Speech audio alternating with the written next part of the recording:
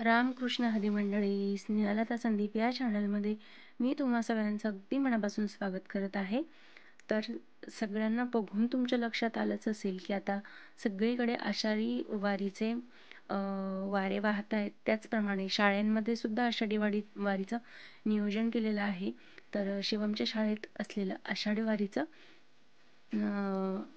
मी तुमच्यासोबत video share करणार आहे. व्हिडिओ शेवटपर्यंत नक्की बघा.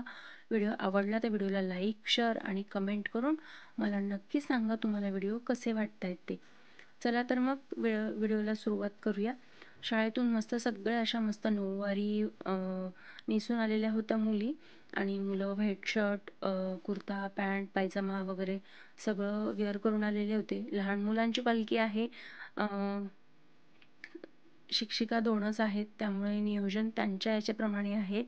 बघू शकता तरी सुद्धा हे छोटेसे वारकरी किती सुंदर दिसत आहेत. आणि 1-2-3 मुलींना बघून तर मला अक्षरशः जनाबाईंचीच आठवण येत होती. कारण त्या मुलीसुद्धा अगदी साध्या सिंपल मस्त अशा त्यांच्यासारख्याच दिसत होत्या. मुलं अगदी उत्साहाने जात होते. छोटेसे वारकरी बघू शकतात, पडतायत, धडपडतायत, पण स्वतःला सावरून ते पुढे जात आहेत. तर याप्रमाणे ते सगळे मस्त असे टाळ वगैरे घेऊन जात होते. त्यानंतर एका ठिकाणी थांबून छान मस्तपैकी सगळ्यांनी फुगडी घातली, नाच केले, भजन केले. त्यानंतर फोटोशूट वगैरे केलं. तर व्हिडिओ शेवटपर्यंत नक्की बघा. व्हिडिओ आवडला तर व्हिडिओला लाईक करा, शेअर करा आणि कमेंट करून मला नक्की सांगा तुम्हाला आजचा माझा व्हिडिओ कसा वाटलाय ते. तर इथे सगळे मुलं फुगडी खेळून घेत आहेत, सगळ्या मुलीसुद्धा. तर मैत्रिणींनो, कमेंटमध्ये रामकृष्ण हरी एक कमेंट तरी आवर्जून नक्की करा.